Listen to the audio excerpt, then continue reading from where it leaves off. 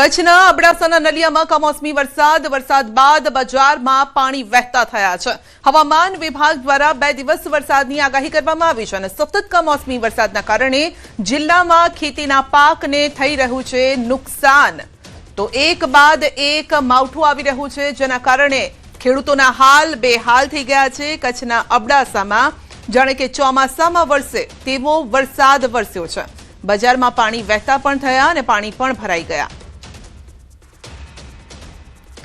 તો અબડાસામાં આપ જોઈ શકો છો નલિયામાં કમોસમી વરસાદ, જાણે કે અષાઢ મહિનો આવી ગયો હોય તેવા દ્રશ્યો જોવા મળી રહ્યા છે।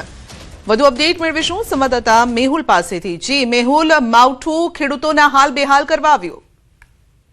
જી સંધ્યા, ચોક્કસથી વાત કરીએ તો કચ્છમાં આગાહી વચ્ચે કમોસમી વરસાદની છે તે શરૂઆત થઈ હતી। અબડાસા તાલુકાના કેટલાક વિસ્તારોમાં વરસાદ છે તે વરસ્યો હતો। નલિયા તેમજ આસપાસના વિસ્તારોમાં છે તે વરસાદ વરસ્યો હતો અને વરસાદને લઈને જે ખેડૂતો છે તેનામાં ચિંતાનો માહોલ સર્જાયો હતો। સતત જે રીતે કચ્છમાં કમોસમી વરસાદ વરસી રહ્યો છે ત્યારે ખેડૂતોના હાલ બેહાલ થયા છે।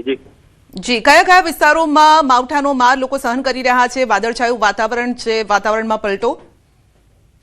જી સંજય, ચોક્કસથી વાત કરીએ તો સવારના સમયથી જ જે અબડાસા તાલુકો છે ત્યાં પાસે ઝરમર ક્યાંક તો ક્યાંક ધોધમાર ઝાપટું છે તે વરસ્યું હતું। તો નલિયાની બજારમાં પણ જે વરસાદના કારણે છે તે પાણી ભરાયા હતા। તો આસપાસના વિસ્તારોમાં પણ જે ખેડૂતો છે તેનામાં ચિંતા વ્યાપી હતી, કારણ કે જે રીતે સતત કમોસમી વરસાદ વરસી રહ્યો છે તેના લીધે ખેડૂતોમાં હાલ ચિંતા જોવા મળી રહી છે। જી, આપનો આભાર। તો ગુજરાતમાં આજે માવઠાની આગાહી છે અને હવામાન વિભાગ તેમજ હવામાન નિષ્ણાતોએ રાજ્યના અનેક જિલ્લામાં વરસાદની સંભાવના વ્યક્ત કરી છે। વેસ્ટર્ન ડિસ્ટર્બન્સ અને વરસાદી ટ્રફ, આ 2 સિસ્ટમના કારણે રાજ્યમાં કમોસમી વરસાદની શક્યતા છે। આ સાથે જ 2 અને 3 એપ્રિલે, બીજી અને ત્રીજી એપ્રિલે ફરી વરસાદની સંભાવના છે। તો હવામાન વિભાગ દ્વારા જણાવવામાં આવ્યું છે કે આગામી 4 દિવસ માટે 2 થી 3 ડિગ્રીનો ઘટાડો થઈ શકે છે। 30 થી 40 કિલોમીટરની ઝડપે પવન ફૂંકાઈ શકે છે। તો અંબાલાલ પટેલે 5 એપ્રિલની આસપાસ મજબૂત પશ્ચિમી વિક્ષેપની સંભાવના વ્યક્ત કરી છે। આ પશ્ચિમી વિક્ષેપની અસર 8 થી 16 એપ્રિલ સુધી રહેવાની શક્યતા છે। 2 अप्रैल को फिर से एक वेस्टर्न डिस्टर्बेंस हम एक्सपेक्ट कर सकते हैं, जिसकी वजह से 2 अप्रैल को और 3 अप्रैल को गुजरात रीजन और सौराष्ट्र कच्छ में फिर से हम हल्की से मध्यम बारिश की संभावना व्यक्त। तारीख 28 સુધી આ લગભગ ઉત્તર ભારતમાં આ સિસ્ટમ પ્રવેશ કરશે અને ધીરે ધીરે 29, 30 અને ત્યારબાદ એપ્રિલ 3 તારીખ સુધીમાં આ સિસ્ટમ મજબૂત સિસ્ટમની અસર થશે। માત્ર 3 તારીખ સુધીમાં નહીં, પણ તારીખ 5 તારીખની આસપાસ પણ એક પશ્ચિમ વિક્ષોભ લગભગ એપ્રિલમાં આવી રહ્યો છે। બનાસકાંઠાના અંબાજીના વાતાવરણમાં પલટો, વહેલી સવારથી જ વાદળ પલટાયું, વાતાવરણમાં પલટો જોવા મળ્યો છે। આકાશમાં કાળા ડિબાંગ વાદળો છવાયા છે, સૂર્યદેવ પણ વાદળોમાં સંતાઈ ગયા છે અને વરસાદી માહોલ જોવા મળ્યો છે। હળવા વરસાદી ઝાપટાની પણ શરૂઆત થઈ। અંબાજી પંથકમાં હળવા વરસાદી ઝાપટાની શરૂઆત થઈ હતી। ભર ઉનાળે વરસાદ અને ચોમાસાનો માહોલ છે, વાતાવરણમાં ઠંડક ફેલાઈ છે, ગરમીથી આંશિક રાહત મળી છે।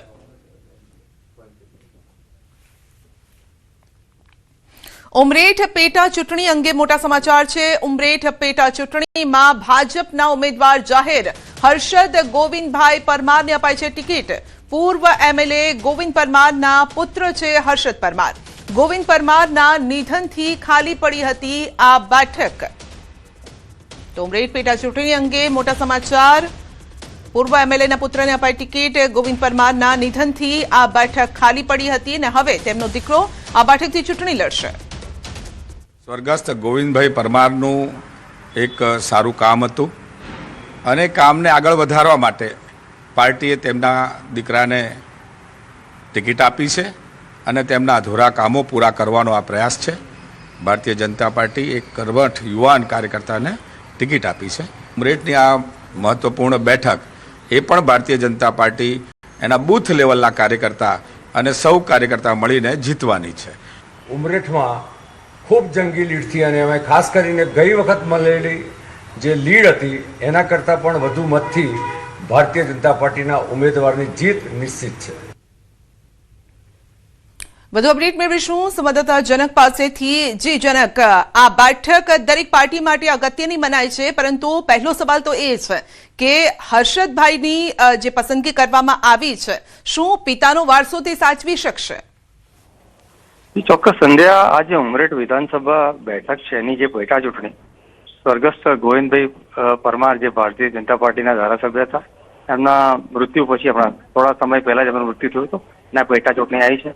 હર્ષદભાઈ ગોવિંદભાઈ ઘણા બધા સમયથી, લગભગ શારીરિક રીતે થોડી તકલીફો હતી એમને છેલ્લા 1 વર્ષથી 2 વર્ષથી, અને આ તમામ રાજકીય કામો પડદા પાછળ રહીને હર્ષદભાઈ જ સંભાળતા હતા.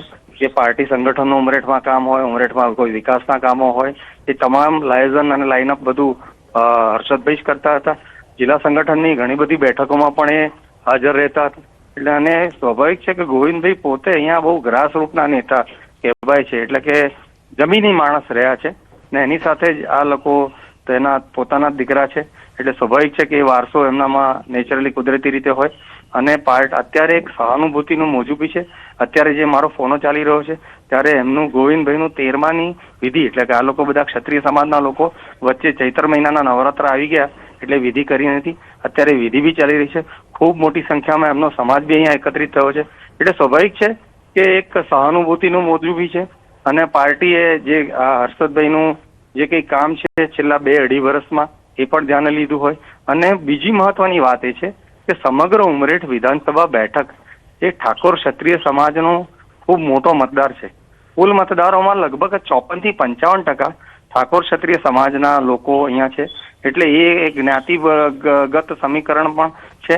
બીજું, ઉમરેઠમાં આખી વિધાનસભા વિસ્તારમાં સ્થાનિક બીજા અન્ય જ્ઞાતિઓ સાથે બી ગોવિંદભાઈનું જે ટ્યુનિંગ છે, જે કંઈ સંબંધો રહ્યા છે તે ખૂબ સારા રહ્યા છે.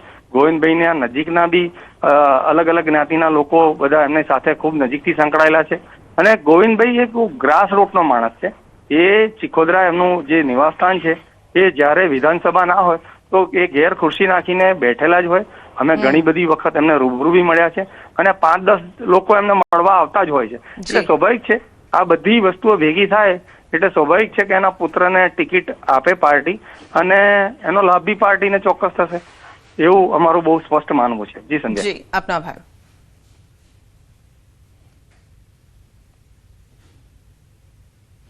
મહુવા મોહિત્રાના નિવેદનથી રાજકીય ગરમાવો આવ્યો છે. ગુજરાતીઓ પર કરેલી ટિપ્પણીથી વિવાદ થયો છે. ગૌતમ ગેડિયાએ નિવેદનને ગણાવ્યું છે બેબુનિયાદ. ગૌતમ ગેડિયાએ મહુવા મોહિત્રા પર સાધ્યું છે નિશાન. આઝાદીના આંદોલનમાં ઘણા લોકો જોડાયા. 6 લાખથી વધુ લોકોએ પ્રાણ આપ્યા હતા. બલિદાન આપનારનું મહુવા મોહિત્રાએ કર્યું હતું અપમાન, તેવું તેમનું કહેવું છે. કોંગ્રેસના સાંસદ મહુવા મોહિત્રજી દ્વારા જે બેબુનિયાદ, તથ્યહીન, વાહિયાત અને હલકી કક્ષાનું નિવેદન કર્યું છે, એ જરા પણ સ્વીકાર્ય નથી.